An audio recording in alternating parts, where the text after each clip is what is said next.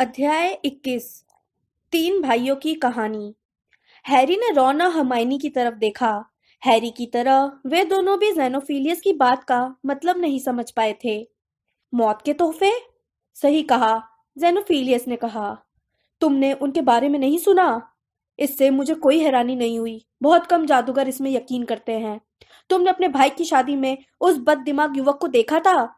उन्होंने रॉन की तरफ सिर हिलाया, जिसने मुझ पर यह आरोप लगाया था कि मैं एक कुख्यात शैतानी जादूगर का प्रतीक पहने हूँ। वह कितना अज्ञानी था। मौत के तोहफे शैतानी चीज नहीं है, कम से कम सामान्य तौर पर तो नहीं। आप इस प्रतीक को सिर्फ इसलिए पहनते हैं ताकि दूसरे विश्वास करने वाले लोग आपको पहचान लें और उनकी खोज में आपकी मदद करें। उन्होंने अपने गड्ढे रूट के रस को थोड़ी शक्कर डालकर उसे पिया। माफ कीजिए, हैरी ने कहा। मैं अब भी कुछ नहीं समझ पाया। विनम्र दिखने के लिए उसने भी अपने कप से एक घूंट पिया। तत्काल उसका गला रूंध गया। रस बहुत ही बुरा था। ऐसा लग रहा था जैसे किसी ने मलीदे की हर स्वाद वाली टॉफी का घोल तैयार कर दिया हो। देखो, जो लोग मौत के तोहफों में विश्वास करते हैं वे उनकी खोज करते हैं। जेनोफिलियस ने गड्डी रूट के रस को चटकारे लेते हुए पिया और अपने होंठ चाटे। लेकिन मौत के तोहफे आखिर है क्या? हरमाइनी ने पूछा। जेनोफिलियस ने अपना खाली कप एक तरफ रख दिया। मुझे लगता है तुम लोगों ने तीन भाइयों की कहानी जरूर सुनी होगी, हैरी ने कहा। नहीं, जबकि रॉन और हरमाइनी दोनों ने हाँ कर दिया। जेनोफिलियस ने गंभीरता से सिर हिलाया। देखो मिस्टर पॉटर, सारी बात तीन भाइयों की कहानी से शुरू होती है। मेरे पास कहीं पर वह किताब है। उन्होंने कमरे में चंपत्रों और पुस्तकों के अस्त व्यस्त ढेरों पर एक उड़ती नजर डाली, लेकिन तभी हरमाइनी बोल पड़ी। मेरे पास वो किताब है मिस्टर लवगुड, यही है। उसने अपने छोटे बैग में से बीडल की कहानियां बाहर निकाली। मूल प्रति? जेनोफिलियस ने तीखे अंदाज में पूछा और हरमाइनी के सिर हिलाने पर बोले, तो फिर ठीक है, इसे जोर से पढ़ो ताकि हम सभी अच्छी तरह समझ जाएं। ठीक है, हरमाइनी घबराते हुए बोली।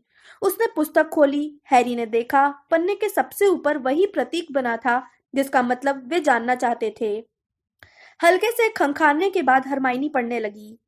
एक बार की बात है, तीन भाई शाम के समय वीरान घुमावदार सड़क पर यात्रा कर रहे थे।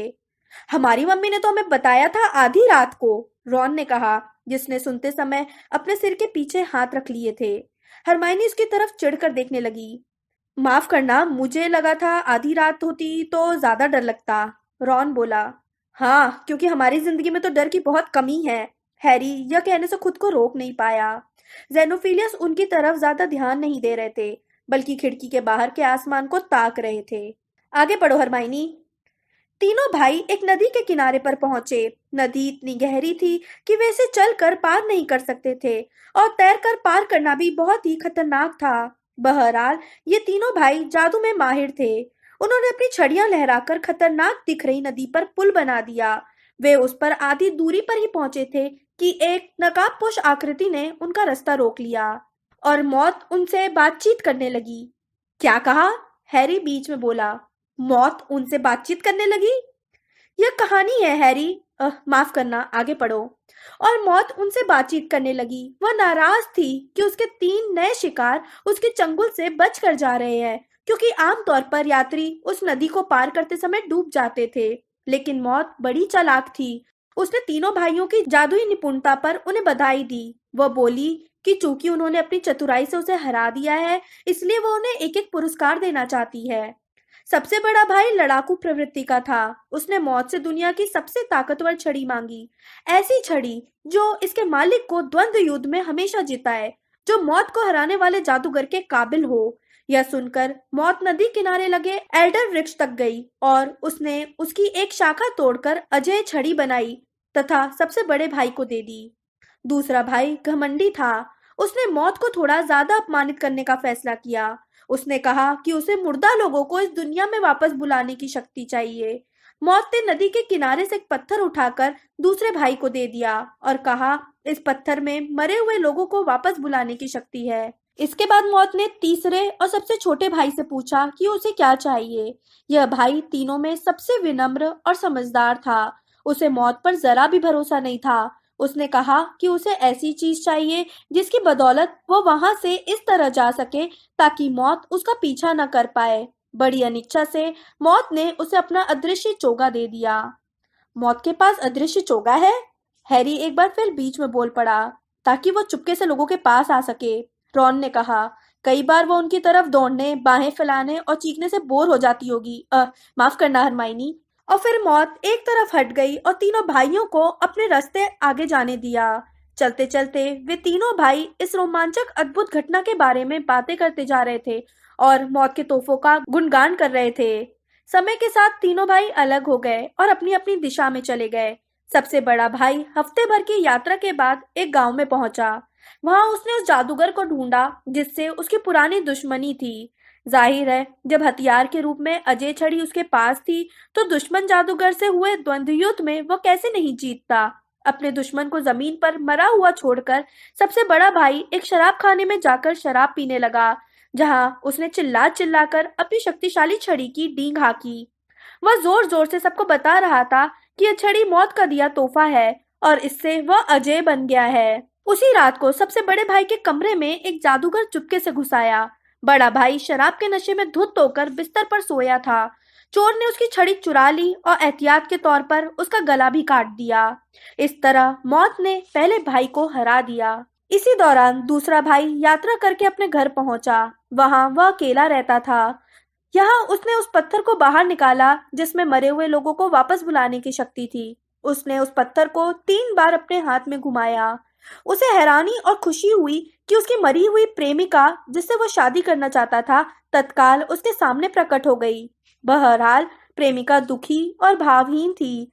ऐसा लग रहा था जैसे उनके बीच कोई पर्दा हो और उसके कारण वह दूर हो। हालांकि वह उस दुनिया में लौट जरूर आई थी, लेकिन दरअसल वह यहाँ की नहीं थी, इसलिए उसे बहुत कष्ट हो रहा था। अंत में अपनी हताशा भरी हसरत से दूसरा भाई पागल हो गया और उसने अपनी प्रेमिका के पास सचमुच पहुंचने के लिए आत्महत्या कर ली। इस तरह मौत ने दूसरे भाई को भी हरा दिया। फिर मौत तीसरे भाई की कई साल तक तलाश करती रही, लेकिन वह उसे कहीं नहीं मिला। जब सबसे छोटा भाई बहुत बूढ़ा हो गया, तब जाकर उसने अपना अदृश्य चोगा उतारा और अपने बेटे को दे दिया। फिर उसने मौत का स्वागत किसी पुराने दोस्त की तरह किया और उसके साथ खुशी खुशी बराबर वालों की तरह इस दुनिया को छोड़कर चला गया। हरमाइनी ने पुस्तक बंद कर दी। जेनोफिलियस को एक दो पल बाद एहसास हुआ कि उसने पढ़ना बंद कर दिया था। उन्होंने खिड़की से निगाह हटाई और बोले, तो यह मामला है क्या? हरमाइनी ने दुविधा में कहा। मौत के तोहफे यही हैं, जेनोफिलियस ने कहा। उन्होंने अपनी कोहनी के पास वाली भरी टेबल से एक कलम उठाई और पुस्तक के बीच से एक फटा हुआ चंपत्र खींचा। अजय छड़ी। उन्होंने चंपत्र पर ऊपर से नीचे तक सीधी लकीर खींचते हुए कहा। पुनर्जीवन पत्थर। उन्होंने उस लकीर के ऊपर एक गोला जोड़ दिया। अदृश्य चोगा। उन्होंने लकीर और गोले को त्रिकोण के अंदर रख दिया। इससे वह प्रतीक बन गया जो हरमाइनी को इतना परेशान कर रहा था। फिर वे बोले, इन्हीं तीनों को मौत के तोहफे कहते हैं। लेकिन कहानी में तो मौत के तोहफों का कोई जिक्र ही नहीं है, हरमाइनी बोली। जाहिर है नहीं है, जेनेफिलियस ने गर्व से कहा, जिससे हरमाइनी पगला गई। यह बच्चों की कहानी है। यह सिखाने के बजाय मनोरंजन करने के लिए लिखी गई है। हम में से जो लोग इस मामलों को समझते हैं वे जानते हैं कि यह प्राचीन कहानी 3 वस्तुओं या तोहफों की तरफ इशारा करती है, जिन्हें एक साथ हासिल करने वाला व्यक्ति मौत का मालिक बन जाएगा। थोड़ी देर खामोशी छाई रही, जिस दौरान जेनोफिलियस खिड़की के बाहर देखते रहे। आसमान में सूरज ढल रहा था। लूना के पास जल्दी ही पर्याप्त मछलियां हो जानी चाहिए, उन्होंने धीरे से कहा। मौत का मालिक से आपका क्या मतलब है? रॉन बोला। मालिक, जेनोफिलियस ने उसकी बात पर अपना हाथ लहराते हुए कहा। विजेता, स्वामी, तुम इसे चाहे जो नाम दे सको। लेकिन क्या आपका मतलब है? हरमाइनी ने धीरे से कहा। और हैरी जान गया कि वह अपने शक को प्रकट नहीं करना चाहती थी। आपको यकीन है कि ये वस्तुएं, ये तोहफे इस दुनिया में सचमुच मौजूद हैं? जेनोफिलियस ने अपनी भौहें एक बार फिर उठाई। जाहिर है, हाँ। लेकिन, हरमाइनी ने कहा और हैरी को उसका संयम टूटता सा महसूस हुआ। मिस्टर लवगुड, आप यह कैसे कह सकते हैं? लूना ने मुझे तुम्हारे बारे में बताया है लड़की, जेनोफिलियस ने कहा। मुझे लगता है कि तुम में बुद्धि तो है, लेकिन बहुत सीमित है, संकीर्ण, दिमाग बंद है। शायद तुम्हें वो हैट पहननी चाहिए, हरमाइनी। रॉन ने उस बदसूरत मुकुट की तरफ सिर हिलाया। उसकी आवाज कांप रही थी, जिससे साफ लग रहा था कि वो अपनी हंसी रोकने की कोशिश कर रहा था। मिस्टर लवगुड, हरमाइनी ने दोबारा कहा, हम सभी जानते हैं कि अदृश्य चोगे जैसी चीज तो है, वे दुर्लभ है लेकिन दुनिया में है। लेकिन तीसरा तोहफा सच्चा अदृश्य चोगा है मिस ग्रेंजर। मेरे कहने का मतलब यह है कि यह कोई यात्री चोगा नहीं है जिस पर विभ्रम या चकाचौंध सम्मोहन किया गया हो। यह अर्ध पारदर्शी बालों से बना चोगा भी नहीं है जो किसी को शुरू में तो छिपा लेता है लेकिन कई साल बाद धुंधला हो जाता है और फिर बेअसर हो जाता है। हम ऐसे चोगे के बारे में बात कर रहे हैं जो उसे ओढ़ने वाले को पूरी तरह अदृश्य बना देता है और अनंत काल तक ऐसा करता है। इस पर चाहे जितने मंत्र मारे जाएं, यह उस व्यक्ति को छिपाए रखता है। तुमने ऐसे कितने चोगे देखे हैं मिस ग्रेंजर? हरमाइनी ने जवाब देने के लिए अपना मुंह खोला, फिर बंद कर लिया। अब वह पहले से ज्यादा दुविधा में दिखने लगी। हरमाइनी, हैरी और रॉन ने एक दूसरे को देखा। हैरी जानता था कि वे सभी एक ही बात सोच रहे थे। जेनोफिलियस ने जिस तरह के चोगे का वर्णन किया था, ठीक उसी तरह का एक चोगा इस समय उसके पास था। देखो, जेनोफिलियस ने कहा, जैसे वे उन लोगों को किसी तार्किक बहस में हरा चुके हों। तुम में से किसी ने भी कभी कोई ऐसी चीज नहीं देखी है। इसका मालिक बहुत अमीर होगा, है ना? जेनोफिलियस एक बार फिर खिड़की के बाहर देखने लगे। आसमान में अब गुलाबी रंग की हल्की चमक थी। ठीक है, हरमाइनी ने विचलित होते हुए कहा, मान ले कि अदृश्य चोगा होता है, लेकिन पत्थर मिस्टर लवगुड, जिसे आप पुनर्जीवन पत्थर कहते हैं, इसके बारे में क्या? यह असली कैसे हो सकता है? साबित करो कि यह असली नहीं है, जेनोफिलियस ने कहा। हरमाइनी ताव में आ गई।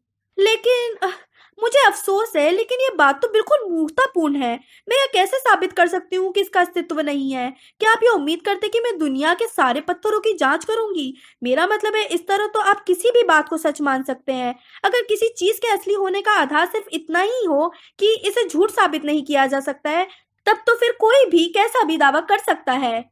हाँ, कैसा भी दावा किया जा सकता है, जेनोफिलियस ने कहा। मुझे देखकर खुशी हुई कि तुम्हारा दिमाग अब थोड़ा खुल रहा है। हरमाइनी के गुस्से भरे जवाब के आने से पहले ही हैरी जल्दी से बोल पड़ा। अजय छड़ी, आपको लगता है कि यह भी दुनिया में मौजूद है? ओह, इस मामले में तो बहुत सारे सबूत हैं, जेनोफिलियस ने कहा। तीनों तोहफों में अजय छड़ी का पता सबसे आसानी से चल जाता है। एक मालिक से दूसरे मालिक तक पहुंचने का इसका तरीका अजीब है।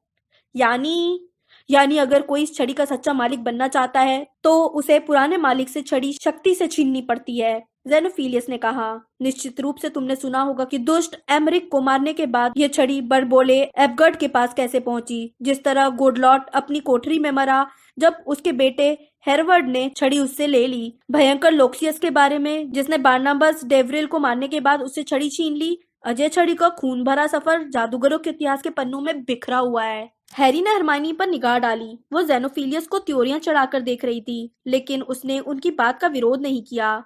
रॉन ने पूछा, तो आपको क्या लगता है अजय छड़ी इस वक्त कहाँ होगी? कौन जाने, जेनोफिलियस ने एक बार फिर खिड़की से बाहर निगाह डालते हुए कहा। कौन जाने अजय छड़ी कहाँ छिपी है। आर्कस और लिवियस के बाद इसका सुराग गायब हो गया। कौन जाने उनमें से किसने लोक्सियस को हराकर उसे छड़ी ली थी, और कौन जाने उन्हें किसने हराया होगा। दुर्भाग्य से इतिहास में हमें यह जानकारी नहीं मिलती है। थोड़ी देर खामोशी छाई रही। आखिरकार हरमाइनी ने पूछा, मिस्टर लवगुड, क्या मौत के तोहफों से पेवरल परिवार का कोई संबंध है? जेनोफिलियस सदमे में दिखने लगे। इसी वक्त हैरी को कोई चीज याद आई, हालांकि पूरी तरह याद नहीं आई। पेवरल, उसने ये नाम पहले कहीं सुना था। तो तुम मुझे गुमराह कर रही थी, लड़की, जेनोफिलियस ने कहा, जो अपनी कुर्सी पर ज्यादा सीधे बैठकर हरमाइनी को देख रहे थे। मुझे लगा था कि तुम लोग तोहफों की खोज में नए हो, लेकिन तुम तो बहुत कुछ जानते हो। हम में से कई खोजियों को यकीन है कि पेवरल परिवार का मौत के तोहफे से पूरा पूरा संबंध है। पेवरल परिवार कहाँ है? रॉन ने पूछा। यह नाम गॉड्रिक्स हॉलो में कब्र के पत्थर पर लिखा था, जिसके नीचे यह निशान बना था, इग्नोटस पेवरल। बिल्कुल, जेनोफिलियस ने समझाने के अंदाज में उंगली उठाते हुए कहा। इग्नोटस की कब्र पर मौत के तोहफों का निशान निर्णायक सबूत है। किस बात का? रॉन ने पूछा। किस बात का? इस बात का कि कहानी के तीनों भाई दरअसल पेवरल भाई थे, एंटियोक, कैडमस और इग्नोटस। वे मौत के तोहफों के पहले मालिक थे। खिड़की पर एक और नजर डालने के बाद जेनोफिलियस उठे और ट्रे लेकर घुमावदार सीढ़ियों की ओर चल दिए। तुम लोग डिनर करोगे? उन्होंने दोबारा नीचे जाते हुए पूछा। हमारे यहाँ आने वाला हर व्यक्ति हमसे मछलियों के सूप की विधि पूछता है। शायद सेंट मंगोस अस्पताल के विष प्रकोष्ठ में दिखाने के लिए, रॉन ने दबे स्वर में कहा। हैरी ने कुछ कहने से पहले तब तक इंतजार किया जब तक उसे नीचे किचन में ज़ेनोफिलियस के चलने फिरने की आवाजें नहीं आने लगी। उसने हरमाइनी से पूछा, तुम्हें क्या लगता है? ओह हैरी, उसने थके अंदाज में कहा, यह बकवास का पुलिंदा है। प्रतीक का असली मतलब यह नहीं हो सकता। उसके बारे में इस आदमी का नजरिया अजीबोगरीब है। हमने खामखा अपना समय बर्बाद किया। मुझे लगता है कि इसी आदमी ने हमें क्रम्पल हॉर्न स्नोरकैक का काल्पनिक विचार दिया है, रॉन बोला। तो तुम्हें भी इस बात पर यकीन नहीं है? हैरी ने रॉन से पूछा।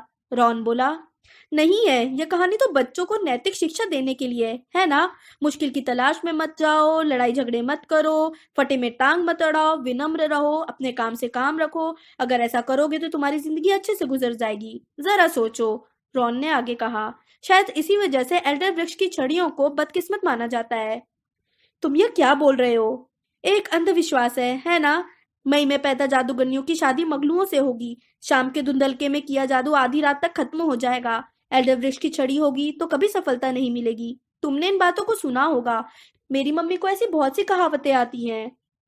हैरी और मैं मगलुओं के बीच बड़े हुए हैं, हरमाइनी ने उसे याद दिलाया। हमें अलग अंधविश्वास सिखाए गए हैं। उसने गहरी आ भरी और थोड़ी कसैली गंध किचन से उड़कर ऊपर तक आई। जेनोफिलियस से हरमाइनी के नाराज होने का इकलौता फायदा यह हुआ था कि इससे वह भूल गई थी कि वह रॉन से बातचीत नहीं कर रही थी।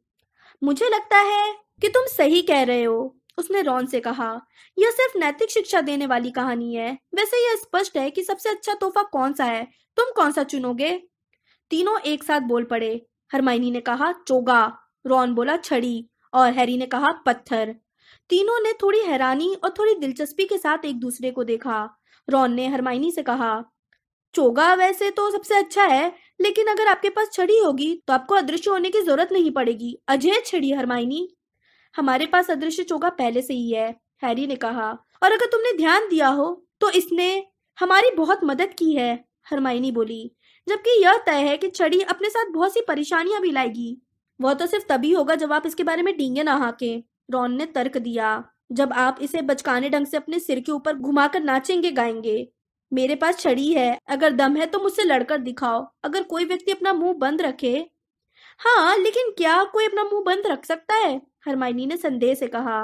देखो, इस आदमी ने हमें जो इकलौती सच्ची बात बताई है वह यह है कि सैकड़ों सालों से अतिरिक्त शक्तिशाली छड़ियों के बारे में कहानियां फैली हुई हैं। सचमुच? हैरी ने पूछा। हरमाइनी चिढ़ गई। उसके चेहरे का यह भाव इतना जाना पहचाना था कि हैरी और रॉन एक दूसरे की तरफ देखकर मुस्कुराने लगे। मौत की छड़ी, किस्मत की छड़ी, वे सदियों से अलग अलग नामों से मशहूर हैं। आमतौर पर वो किसी शैतान जादूगर के पास होती हैं जो इनके बारे में ढींगे हाँकता है। प्रोफेसर बिन्स ने उनमें से कुछ का जिक्र किया है, लेकिन ओह, ये सब बकवास है। छड़ियां उतनी ही शक्तिशाली होती हैं जितना कि उनका इस्तेमाल करने वाला जादूगर होते हैं। कुछ जादूगर बस ये डींग हाँकना पसंद करते हैं कि उनकी छड़ी बाकी लोगों की छड़ियों से ज्यादा शक्तिशाली और बेहतर है, हैरी ने कहा। लेकिन तुम्हें कैसे पता कि ये छड़ियां, मौत की छड़ी और किस्मत की छड़ी, एक ही छड़ी नहीं है जो अलग अलग नामों से सदियों से प्रकट होती आ रही हैं? क्या? और वे सभी दरअसल एल्डर वृक्ष से बनी छड़ी है जिसे मौत ने बनाया था, रॉन ने कहा। हैरी हंसा। उसके मन में अभी अभी जो विचार आया था वह मूर्खतापूर्ण था। उसे खुद को याद दिलाना पड़ा कि उसकी छड़ी एल्डर वृक्ष की नहीं, हॉली की थी, और उसे ओलिवेंडर ने बताया था। चाहे इसने उस रात को जो भी चमत्कार किया हो जब वोल्डेमॉर्ट ने आसमान में उसका पीछा किया था। इसके अलावा अगर वह अजय होती तो टूट कैसे सकती थी? तो तुम पत्थर क्यों लेना चाहते हो? रॉन ने उससे पूछा। देखो, अगर हम मुर्दा लोगों को वापस बुला सकेंगे तो सीरियस, बावरन, डम्बलडोर, मेरे माता पिता हमारे पास लौट आएंगे। रॉन और हरमाइनी मुस्कुराए तक नहीं। लेकिन बीडल के अनुसार वे लौटकर नहीं आना चाहेंगे, है ना? हैरी ने अभी अभी सुनी कहानी के बारे में सोचते हुए कहा। मुझे नहीं लगता है कि मुर्दों को दोबारा जिंदा कर सकने वाले पत्थर के बारे में इतिहास में बहुत से प्रसंग होंगे, है ना? उसने हरमाइनी से पूछा। नहीं, हरमाइनी ने दुखी आवाज में कहा। मुझे नहीं लगता कि मिस्टर लवगुड के अलावा कोई इतना मूर्ख हो सकता है कि इसे संभव मान ले। बीडल ने शायद यह विचार पारस पत्थर से लिया है, अमर बनाने वाले पत्थर के बजाय मुर्दे को जिंदा करने वाला पत्थर। किचन से आती बदबू अब ज्यादा तीखी हो गई थी। ऐसा लग रहा था मानो किसी का अंडरवियर जल रहा हो।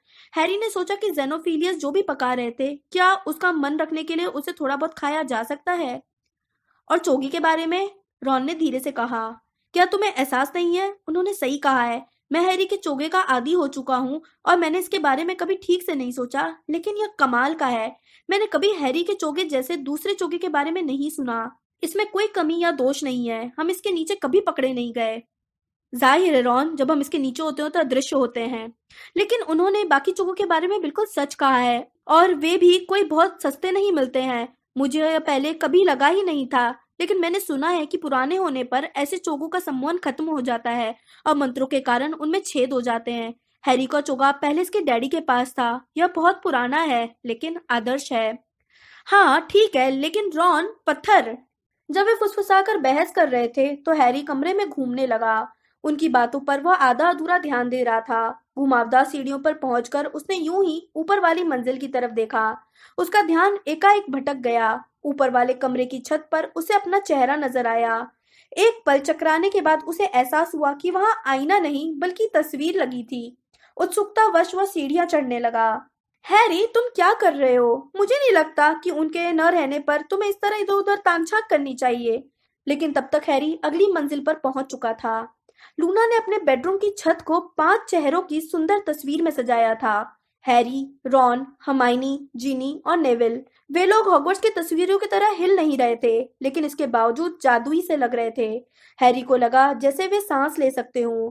तस्वीरों के चारों ओर सुनहरी जंजीरों जैसी चीजें नजर आ रही थीं, जो उन्हें साथ जोड़े थी। लेकिन एक आध मिनट तक उन्हें देखने के बाद हैरी को एहसास हुआ कि जंजीरें दरअसल एक शब्द थीं, जिससे सुनहरी स्याही में 1000 बार लिखा गया था, दोस्त, दोस्त, दोस्त। हैरी के मन में लूना के प्रति असीम प्रेम उमड़ आया। उसने कमरे में चारों तरफ देखा। पलंग के पास एक बड़ा फोटो रखा था। उसमें लूना एक महिला के गले लगी हुई थी, जिसकी शक्ल लूना से काफी मिलती थी। इस तस्वीर में लूना का हुलिया जितना अच्छा था, उतना हैरी ने जिंदगी में कभी नहीं देखा था। फोटो पर धूल जमी थी। यह बात हैरी को थोड़ी अजीब लगी। उसने चारों तरफ घूरा। कुछ गड़बड़ थी। हल्के नीले गलीचे पर भी धूल की मोटी परत जमी थी। कपड़ों की अलमारी का दरवाजा थोड़ा खुला था, जिसमें झांकने पर उसने देखा कि इसमें कपड़े नहीं थे। बिस्तर को देखकर ऐसा लग रहा था जैसे कोई उस पर हफ्तों से नहीं सोया हो। सबसे पास वाली खिड़की पर एक बड़ा जाला लगा हुआ था, जिसमें से लाल आसमान दिख रहा था। जब हैरी सीढ़ियों से उतरा तो उसका चेहरा देखकर हरमाइनी ने पूछा, क्या गड़बड़ है? लेकिन उसके जवाब देने से पहले ही जेनोफिलियस किचन से सीढ़ियों के ऊपर आ गए। वे एक ट्रे में प्याले रखकर लाए थे। मिस्टर लवकुड, हैरी ने कहा, लूना कहाँ है?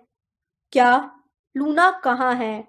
जेनोफिलियस सबसे ऊपर की सीढ़ी पर रुक गए। मैं तुम्हें पहले ही बता चुका हूँ, वो नीचे पुल पर मछली पकड़ने गई है। तो फिर आप ट्रे में 4 प्याले ही क्यों लाए हैं? जेनोफिलियस ने बोलने की कोशिश की, लेकिन आवाज बाहर नहीं निकली। इस वक्त सिर्फ प्रिंटिंग मशीन की आवाज ही सुनाई दे रही थी, और ट्रे की खनखन भी, क्योंकि जेनोफिलियस के हाथ कांपने लगे थे। मुझे नहीं लगता कि लूना कई सप्ताह से यहाँ है, हैरी ने कहा। उसके कपड़े भी नहीं है, वो अपने पलंग पर हफ्तों से सोई भी नहीं है। वह है कहाँ, और आप बार बार खिड़की से बाहर क्यों देख रहे थे? जेनोफिलियस के हाथ से ट्रे छूट गई। प्याले उछले और टूट गए।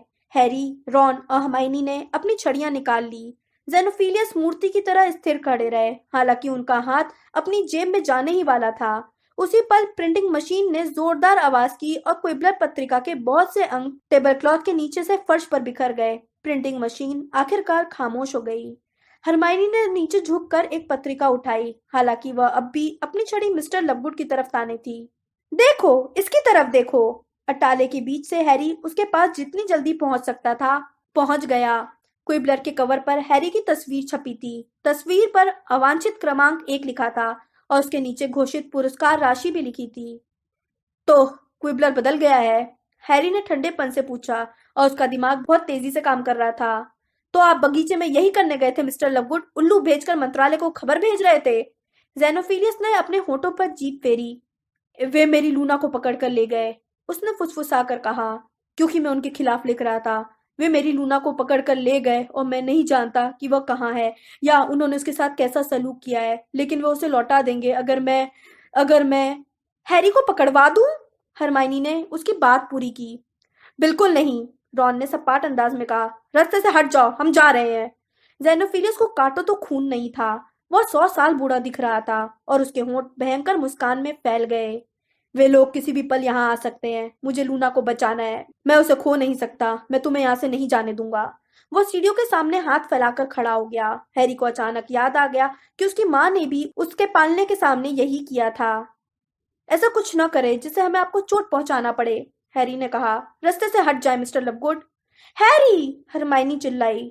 झाड़ू पर सवार दो आकृतियां खिड़कियों के पास से उड़ती हुई निकली।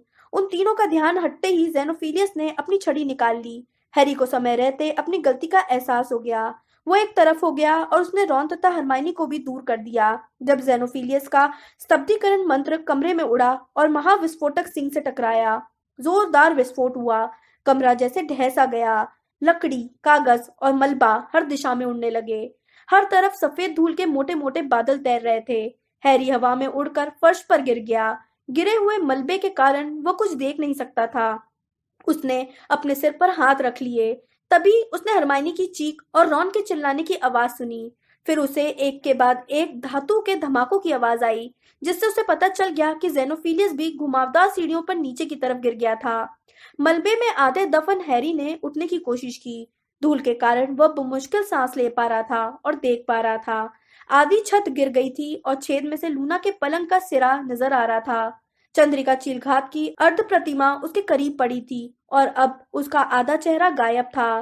फटे चंपत्र के टुकड़े हवा में उड़ रहे थे और प्रिंटिंग मशीन का ज्यादातर हिस्सा भी अपनी जगह से हट गया था, जिससे किचन की तरफ जाने वाली सीढ़ियों का ऊपरी हिस्सा बंद हो गया था। एक सफेद आकृति हैरी के करीब आई। वो मूर्ति की तरह धूल में लिपटी हुई थी और उसकी उंगली होठों पर थी। नीचे दरवाजा टूटने की आवाज आई। मैंने तुमसे कहा था ना ट्रेवर्स, जल्दी करने की कोई जरूरत नहीं है, एक रूखी आवाज आई। मैंने तुमसे कहा था ना कि यह पागल हमेशा की तरह बकवास कर रहा होगा। एक धमाका हुआ और जेनोफिलियस की दर्द भरी चीख सुनाई दी। नहीं, नहीं, ऊपर की मंजिल पर पॉटर। लवगुड, मैंने तुम्हें पिछले हफ्ते ही बताया था, हम पक्की जानकारी के अलावा किसी चीज के लिए नहीं लौटेंगे। पिछले हफ्ते की बात याद है, जब तुमने अपनी बेटी के बदले में मूर्खतापूर्ण मुकुट देने का प्रस्ताव रखा था? और उसके एक हफ्ते पहले एक और धमाका, एक और चीख, जब तुमने सोचा था कि हम उसे लौटा देंगे अगर तुम हमें इस बात का सबूत दे सकोगे कि क्रम्पल धमाका, हेडेड धमाका, स्नोरकैक क्या होते हैं। नहीं, नहीं, मैं रहम की भीख मांगता हूँ, जेनोफिलियस सुबकते हुए बोला। यह सचमुच पॉटर है, सचमुच। और अब यह नजर आता है कि तुमने हमें यहाँ सिर्फ इसलिए बुलाया है ताकि तुम अपने घर के साथ हमें भी उड़ा सको। प्राणभक्षी गर्जा और कई धमाकों की आवाज आई, जिस दौरान जेनोफिलियस दर्द से चीखता चिल्लाता रहा। सेल्विन, इस जगह को देखकर तो ऐसा लगता है जैसे ये गिरने वाली है। दूसरी ठंडी आवाज टूटी सीढ़ियों से गूंजती हुई ऊपर पहुंची। ऊपर का रास्ता पूरी तरह से बंद है। मलबा साफ करने की कोशिश करें, कहीं पूरा मकान ही न गिर जाए। झूठे कहीं के, सेल्विन नाम का जादूगर चिल्लाया। तुमने अपनी जिंदगी में पॉटर को कभी देखा भी नहीं होगा, है ना? सोचा होगा तुम हमें यहाँ लालच देकर बुलाओगे और धोखे से मार डालोगे, है ना? तुम्हें क्या लगता है इस तरह तुम्हें अपनी बेटी वापस मिल जाएगी? मैं कसम खाता हूँ, मैं कसम खाता हूँ, पॉटर ऊपर की मंजिल पर ही है। मानव प्रकट हो, सीढ़ियों के नीचे से आवाज आई। हैरी ने हरमाइनी की आह सुनी। उसे यह अजीब एहसास हुआ कि कोई चीज उस पर झुक रही है और उसके शरीर से टकरा रही है। कोई सचमुच ऊपर है सेल्विन, दूसरे आदमी ने तीखी आवाज में कहा। मैं कब से कह रहा हूँ, वह पॉटर है, वह पॉटर है, जेनोफिलियस ने सुबकते हुए कहा। प्लीज, प्लीज मुझे लूना दे दे, बस मेरी लूना दे दो। तुम्हें अपनी बेटी वापस मिल जाएगी लवगुड, सेल्विन ने कहा, अगर तुम उन सीढ़ियों से ऊपर जाकर हैरी पॉटर को लाकर दे दो। लेकिन अगर यह कोई साजिश हुई, कोई चाल हुई, अगर तुम्हारा कोई साथी ऊपर हम पर हमला करने के लिए घात लगाए बैठा हुआ, तो हम तुम्हारी बेटी के टुकड़े टुकड़े कर देंगे और थोड़े से टुकड़े तुम्हें दफनाने के लिए दे देंगे। जेनोफिलियस ने डर और हताशा भरी चीख निकाली। खरोचने और हटाने की आवाजें आईं। जेनोफिलियस सीढ़ियों के मलबे में से निकलकर ऊपर आने की कोशिश कर रहा था। चलो, हैरी फुसफुसाया, हमें यहाँ से बाहर निकलना होगा। वो उस शोर के बीच से बाहर निकलने लगा जो जेनोफिलियस सीढ़ियों पर कर रहा था। रॉन सबसे गहराई में दफन था। हैरी और हरमाइनी ने बिना आवाज किए उसके ऊपर का मलबा हटाया और उसके पैरों पर गिरी भारी अलमारी को हटाने की कोशिश की। जब जेनोफिलियस के धमाकों और खरोचने की आवाजें करीब आईं, तो हरमाइनी ने वायु विचरण मंत्र का इस्तेमाल करके रॉन को आजाद कर दिया। ठीक है, हरमाइनी फुसफुसाई, जब सीढ़ियों के रास्ते को रोकने वाली टूटी प्रिंटिंग मशीन कांपने लगी। जेनोफिलियस अब उनसे बस कुछ ही फुट दूर था। हरमाइनी अब भी धूल के कारण सफेद थी। क्या तुम्हें मुझ पर भरोसा है हैरी? हैरी ने सिर हिलाया। तो फिर ठीक है, हरमाइनी फुसफुसाई, मुझे अदृश्य चोगा दे दो और रॉन तुम इसे पहन लो। लेकिन हैरी। Ron please. हैरी मेरा हाथ कसकर पकड़ लो और रॉन तुम मेरा कंधा पकड़ लो। हैरी ने अपना बायां हाथ बढ़ाया। रॉन चौके के नीचे घुसकर अदृश्य हो गया। सीढ़ियों का रास्ता रोकने वाली प्रिंटिंग मशीन कांप रही थी। जेनोफिलियस वायु विचरण मंत्र का इस्तेमाल करके उसे हटाने की कोशिश कर रहा था। हैरी नहीं जानता था कि हरमाइनी किस चीज का इंतजार कर रही थी। कसकर पकड़ना, वो फुसफुसाई। कसकर पकड़ना, किसी भी पल।